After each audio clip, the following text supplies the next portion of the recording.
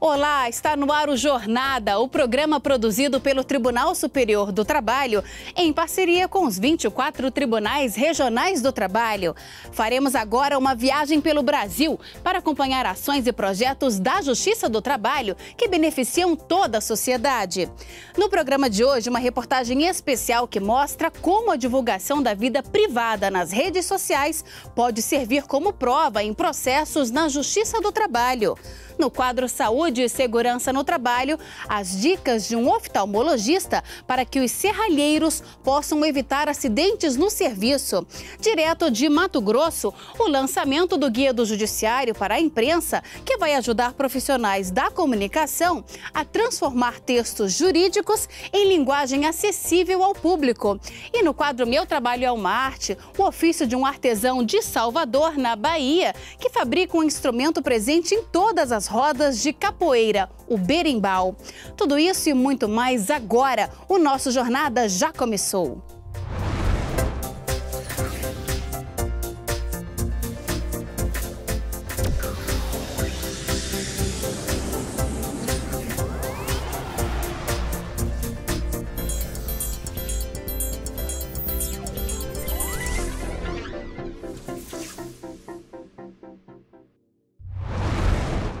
Já virou mania divulgar fatos da vida privada nas redes sociais. Apesar de não ser muito segura, essa prática tem ajudado a Justiça do Trabalho na solução de processos. É que por meio dessas redes é possível comprovar a má-fé de alguns empregados que burlam a lei para tentar enganar os patrões ou casos em que a dignidade do trabalhador é violada pelos chefes.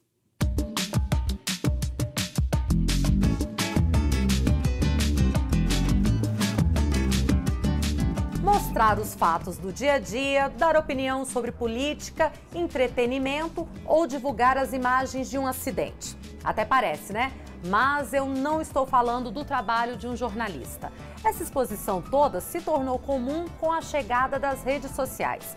Alguns cliques e a intimidade de uma pessoa pode ser revelada ao mundo.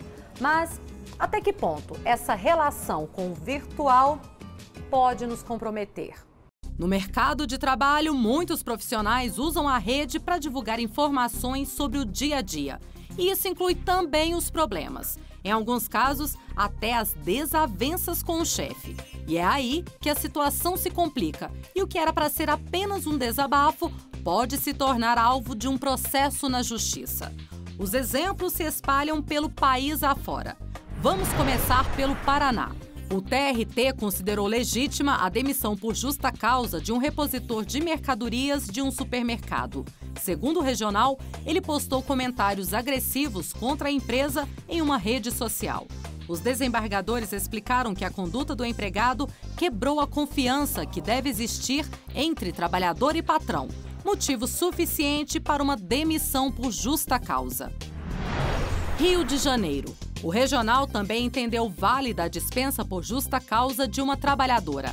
A enfermeira entregou um atestado médico ao patrão e, olha só, na mesma semana postou fotos em uma rede social em que aparecia correndo uma maratona. Para os desembargadores, as imagens na internet mostram a enfermeira bem disposta e não doente, como estava descrito no atestado médico. São Paulo. A rede social Facebook foi usada para comprovar a má-fé de um empregado que apresentou atestado médico para faltar a uma audiência na primeira instância. A empresa, no entanto, mostrou cópias de uma página da rede social com fotos do rapaz em um parque turístico. Ele foi condenado a pagar multa por litigância de má-fé, ou seja, usou provas falsas para tentar se beneficiar. O conteúdo da rede social pode ser traduzido, tá, num dos meios comuns de prova, como, por exemplo, a prova documental. Num outro caso, também envolvendo um trabalhador, nesse caso ele ofendeu a empresa por meio da rede social. Isso também a justiça leva em consideração. Em primeiro lugar, hoje já se admite, tá, o dano moral contra a pessoa jurídica. Então, é um primeiro ponto que tem que ser considerado. Então, a ofensa, do chamado crime contra a honra, pode atingir também a pessoa jurídica. Então, você pegando isso e o trabalhador ofendendo o seu empregador, pessoa jurídica, Tá? E, de acordo com a gravidade da ofensa, pode levar, tá, à responsabilização que permite a justa causa. Esse professor especialista em redes sociais da Universidade de Brasília explica que muitas pessoas acabam se expondo demais na internet por misturar a fantasia com o real, além de uma necessidade de autoafirmação. Uma necessidade, eu diria, juvenil quase para um adulto, né? Dessa necessidade de se afirmar, de autoafirmação, e que a rede um pouco promove isso. Porque a rede para muitos é uma fantasia, né? É um mundo que não é como o nosso aqui presencial, né? Na verdade, tudo que acontece na rede, mesmo sendo virtual, ele existe e tem consequências na tua existência, no dia a dia. Motivos que fizeram Poliana ter mais cuidado na hora de expor o dia a dia nas redes sociais. Ela admite que divulga parte da rotina na internet. Balada com os amigos, tarde em família. As fotos são postadas quase que em tempo real. Mas a promotora de eventos diz que há limites e evita falar de situações que envolvam o dia a dia no serviço. Até porque qualquer deslize pode não ser bem visto pelos colegas e pelo chefe. Eu tomo esse devido cuidado, né? De me preservar mais, de estar mais, assim, mais preservada mesmo, sem me expor muito, né? Minha empresa, provavelmente ela pode ser que ela não goste de ver, tipo, de algumas publicações, algumas fotos, ou algum... por isso, eu não posto, eu fico mais reservada mesmo pelo meu trabalho. Poliana é um exemplo dos profissionais que seguem a orientação de especialistas. Segundo o professor Lúcio Teles, as próprias empresas também ficam de olho nas redes sociais, mas como um dos critérios na hora de incluir ou deletar candidatos. Antes de aceitar aquele candidato, mesmo que ele tenha se revelado muito bem na prova, na entrevista e o que ele tiver que fazer para entrar na empresa, esse aí é um fator oculto, né? O que essa empresa obteve dele da internet. E ele pode ter passado por todos bem, né, na entrevista, na prova, mas quando chegar a informação na internet pode ser bloqueado. Então, ou seja, lembrando que realmente as empresas fazem isso regularmente, né? No Brasil já fazem, existem empresas especializadas nisso, nos Estados Unidos também existem várias, e as pessoas devem saber disso porque pode ter consequências negativas para elas. Vamos agora fazer um giro pelo Brasil para acompanhar algumas decisões de destaque. Uma costureira da cidade de Cataguases, em Minas Gerais, deve receber indenização no valor de R$10 mil, depois de ter desenvolvido doença em função de esforços repetitivos. A confecção em que trabalhava impunha metas exaustivas, chegando a cronometrar a produção dos empregados e punindo com suspensões e ameaças de demissões. De acordo com a Vara do Trabalho de Cataguases, essa conduta desrespeitou o direito básico do empregado a um ambiente de trabalho sadio. O TRT de Pernambuco reconheceu o direito de um motorista de ônibus de receber horas extras pelo transporte de empregados da aviação, além da jornada normal. O condutor conseguiu comprovar que, além de fazer viagens de ida e volta para a região de Suape, também prestava serviço dentro de um canteiro de obras, levando os empregados ao refeitório, e que esse serviço ficava registrado em folhas de ponto diferentes. O TRT do Ceará condenou a Sky Brasil a indenizar uma supervisora de vendas em R$5 mil por danos morais. A empregada perdeu o prazo de 120 dias, contados após a demissão, para solicitar o seguro-desemprego. Isso porque a empresa descumpriu requisitos para efetivar a rescisão do contrato de trabalho e não comunicou à empregada da data agendada para homologação da demissão no sindicato, marcada para a véspera do fim do prazo de solicitação do benefício. Para o TRT, a demora na entrega dos documentos à trabalhadora representou abuso de direito cometido pela empresa, o que causou insegurança passível de reparação civil. Daqui a pouco, no quadro Saúde e Segurança no Trabalho, as dicas de um oftalmologista para os serralheiros. E ainda hoje, TRT de Mato Grosso lança a guia do Judiciário para a imprensa. Nós voltamos em instantes.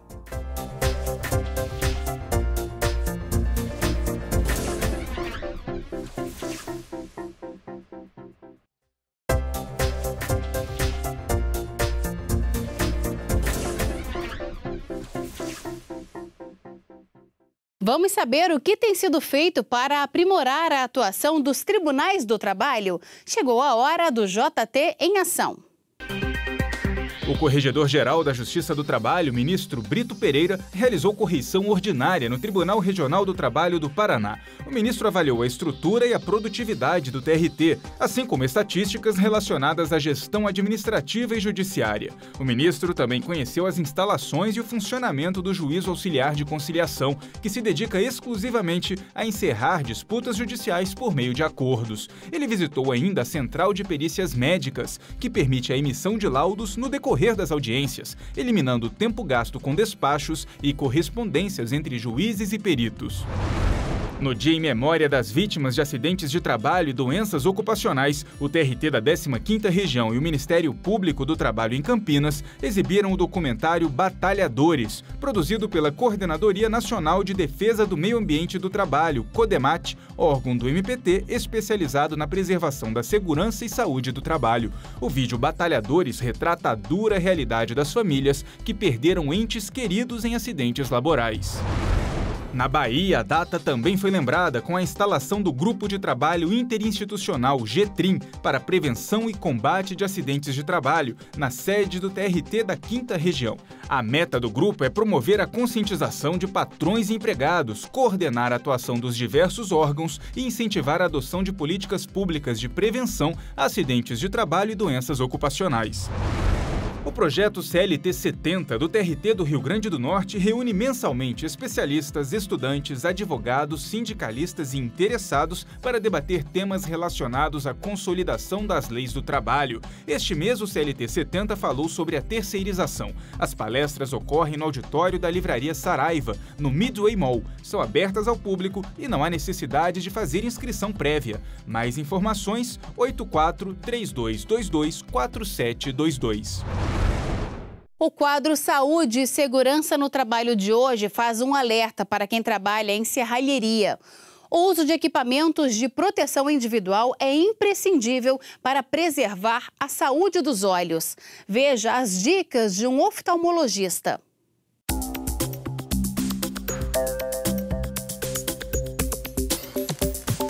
Olá, meu nome é Anderson Teixeira, eu sou médico oftalmologista. Estou numa serralheria para conversar com vocês sobre segurança no trabalho. Como vai? Tudo bem, doutor. Como é seu nome? Cipriano Caxias Martins. Há quanto tempo seu serralheiro? 30 anos. 30 anos. Fala pra gente mais ou menos o seu dia a dia, seu Cipriano. Meu dia a dia é solda, soldar, cortar, lixar. Durante do seu dia a dia, o senhor já teve algum problema? Explica para mim quais foram os problemas que o senhor teve. Faísca nas vistas, né?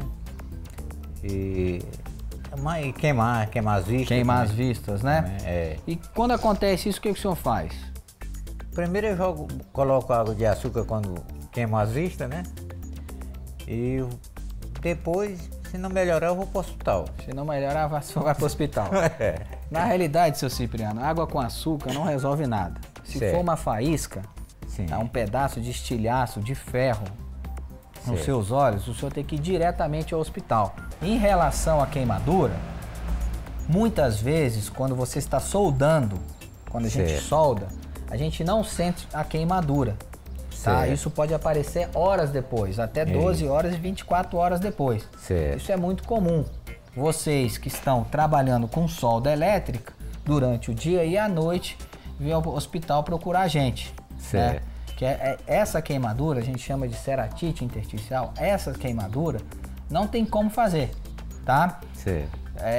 Jogar água com açúcar, colírio, nada. Vocês vão procurar a gente, dependendo do grau dessa queimadura, a gente vai orientar vocês a entrar com medicação específica, porque muitas vezes pode demorar até muito tempo para recuperar. Caso o serralheiro ou propriamente o seu Cipriano demorar para chegar a nós, muitas vezes essa fagulha ela vai perfurando a córnea ou gera um processo inflamatório infeccioso que a gente precisa remover manualmente, muitas vezes a córnea, gerando um transplante de córnea ou até mesmo uma infecção generalizada do olho, correndo o risco de perda da visão permanente. Então, quanto mais cedo ou paciente chegar a nós, mais rapidamente nós entramos com os tratamentos necessários, menor a sequela, tanto de visão e como também a ocular, e melhor para eles. É por isso que é importante a utilização dos equipamentos necessários para evitar. Falo para o senhor, seu Cipriano, o melhor tratamento é a prevenção. Certo. Então, tudo que a gente falar agora é muito importante o senhor usar.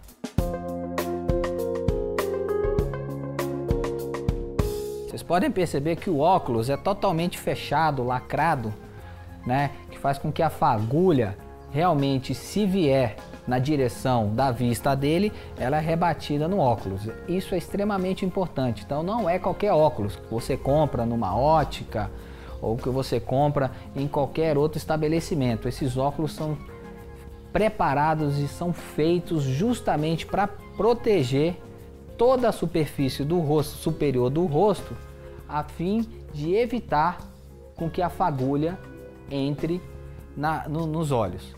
Nós temos o protetor de ouvido. Esse protetor de ouvido tem uma espuma acústica a fim de evitar danos auditivos no futuro. Nós temos também um avental em couro que é bem espesso. Esse avental ele serve para proteger o tronco do serralheiro, caso venha uma fagulha e venha queimar o tronco dele ou até mesmo um pedaço de ferro, né? Então isso aqui protege bem. As luvas, né? As luvas. Que protegem as mãos, e a máscara, que é super importante na hora de você, trabalhador, soldar. Essa máscara, ela tem um visor, e esse visor faz com que os raios que nós não enxergamos passe e afete a córnea. Ou seja, não é qualquer máscara, eu estou usando uma máscara. Essa máscara tem que ter a proteção ideal para que você não tenha uma queimadura ocular. Quer botar a máscara, seu Cipriano? Põe aí.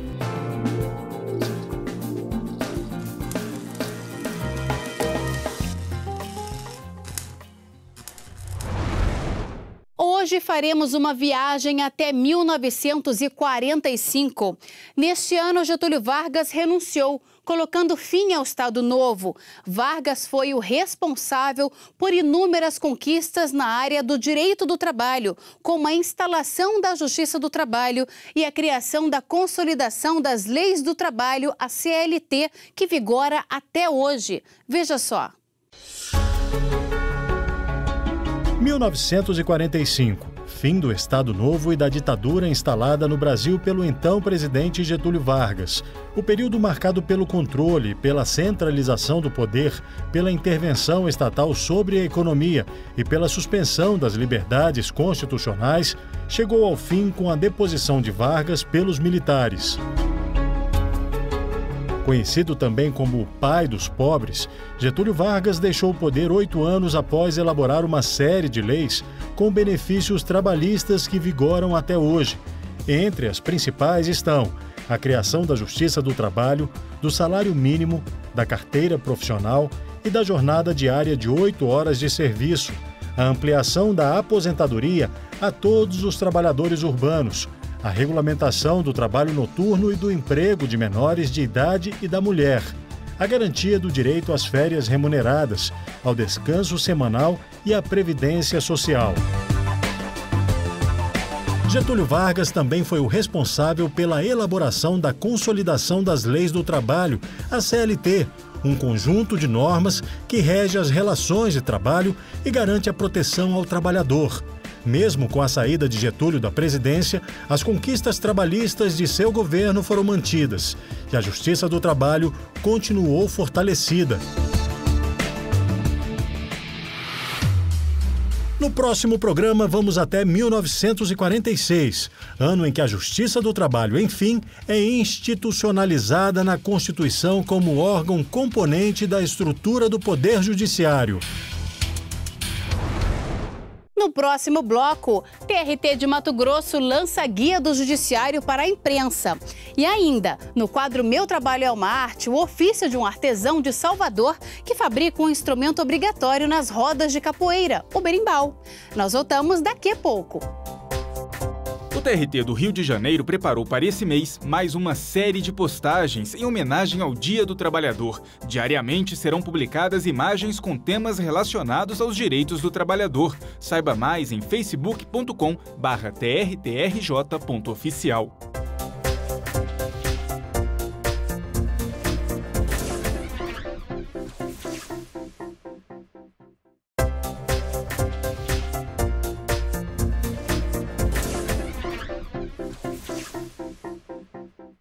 Quem trabalha com comunicação já enfrentou o desafio de transformar textos jurídicos em linguagem acessível ao público. Pensando em ajudar esses profissionais, o Tribunal Regional do Trabalho de Mato Grosso elaborou o Guia do Judiciário para a Imprensa. Só na Justiça do Trabalho de Mato Grosso, no ano passado, foram ajuizados mais de 51 mil processos. Boa parte dessas causas são de interesse público. As decisões se tornaram pautas, né? Antes o jornalista não era tão habituado a trabalhar esse meio jurídico. E a falta de bibliografias especializadas nessa área também era uma dificuldade. Mas o Poder Judiciário tem uma dinâmica própria e uma linguagem que muitas vezes é de difícil acesso até para os profissionais da imprensa. E acontecem erros que muitas vezes chegam até a mudar uma decisão de uma determinada decisão de um juiz. Então, isso é comum, é bastante comum acontecer isso, até pela formação que o pessoal da imprensa muitas vezes não tem. Pensando nesse problema, o TRT produziu um guia para a imprensa. A cartilha oferece respostas às principais dúvidas que os jornalistas enfrentam ao cobrirem os temas da Justiça do Trabalho. Quando você pega ali uma sentença, acaba surgindo dúvidas daquelas expressões jurídicas, né, que a gente brinca que é a linguagem juridiquês, é uma palavra em si, uma expressão que talvez quando você, enquanto repórter, você lê ali aquela decisão, você consegue entender o contexto. A gente tem muita dificuldade de encontrar o que significa determinado termo que está num despacho, numa portaria, numa decisão. Às vezes na internet a gente não consegue. A gente sempre se depara com uma palavra numa sentença de um juiz, do desembargador, que você não conhece. Porque o juridiquês, vamos dizer assim, ele tem muitas especificidades. E aí você precisa primeiro saber o que significa para depois você traduzir para o seu público. Essa ferramenta de qualificação da cobertura jornalística contribui para aproximar o judiciário da sociedade. Foi pensando nessa facilidade de comunicação, de traduzir os textos nossos para a imprensa, que foi criado esse material. Por outro lado, a iniciativa também serve para que os magistrados utilizem uma linguagem mais coloquial em entrevistas à imprensa. Utilizarmos de termos mais acessíveis, mais comuns no cotidiano da sociedade. Trazido ao Brasil pelos escravos africanos, o berimbau está presente em todas as rodas de capoeira. Hoje, no quadro Meu Trabalho é uma Arte, vamos saber como este instrumento musical é fabricado. A equipe do TRT da Bahia foi conhecer de perto o ofício de um artesão de Salvador que faz berimbaus há 12 anos. Na conhecida roda de capoeira, o ator principal não é o capoeirista. Quem comanda mesmo é o berimbau. Sem o som deste instrumento, o ritmo da luta não é o mesmo. Através do berimbau é que chama todas as energias dentro do circuito da capoeira. E é onde dá partida com a cantoria, com toda a melodia. O berimbau foi trazido ao Brasil por escravos africanos em meados do século XIX, para atrair compradores ou mesmo animar rodas de capoeira, muito comuns aqui na Bahia. O instrumento é feito da árvore chamada biriba e também do fruto seco e limpo, da cabaceira, utilizado como caixa de ressonância, e o fio de aço. As mãos que confeccionam esse instrumento precisam ser muito habilidosas, como as de Valmir. Conhecido em Salvador como Valmir das Biribas, ele ganha vida há 12 anos vendendo berimbaus e outros instrumentos de percussão criados por ele. Tudo começa na escolha de um bom material para se fazer um bom berimbau, para esse berimbau se transformar em instrumento. Porque qualquer um faz berimbau, agora instrumento é muito mais difícil por conta de afinação. Primeiro, Valmir escolhe as biribas, que também podem ser substituídas pela taipoca ou maçaranduba. E para dar um bom ritmo ao instrumento, a escolha da cabaça deve ser cuidadosa.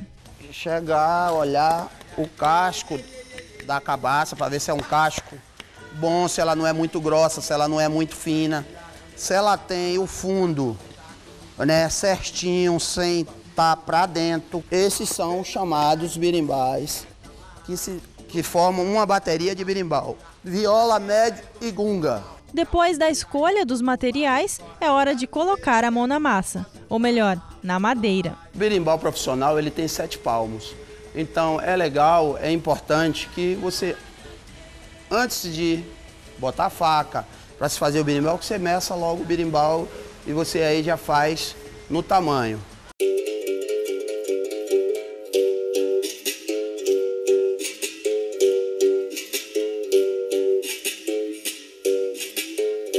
Valmir trabalha com o replantio das árvores e também com a reutilização, para não agredir o meio ambiente. A corda de aço, por exemplo, é retirada de pneus descartados nas borracharias da cidade. Nada é feito de qualquer maneira. É por isso que tem 2 corinhos aqui para o aço não entrar na madeira. É um trabalho de força também, né? Jeito e força. Às vezes a força faz com que quebre. Se não tiver o jeito, já foi. Então, primeiro passo, a beriba está armada. O segundo passo é limpar e cortar a cabaça.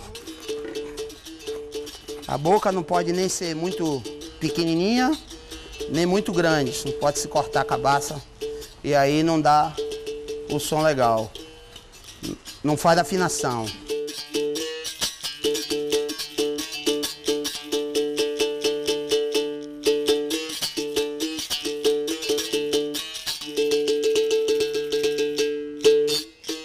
E aí tá o berimbau.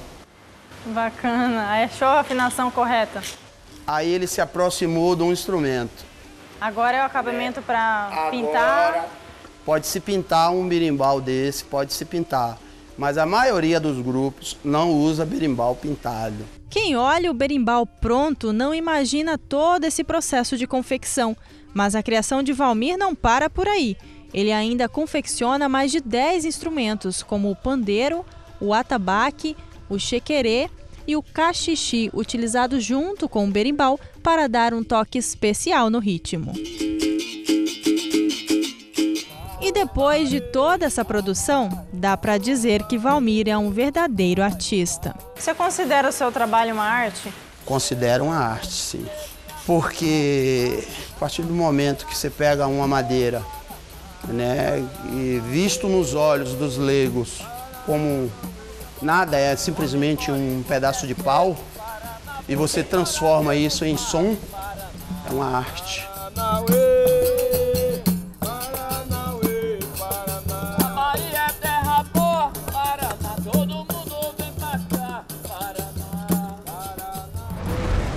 E o Jornada de hoje termina aqui. Na semana que vem temos um novo encontro. Muito obrigada pela companhia e até lá!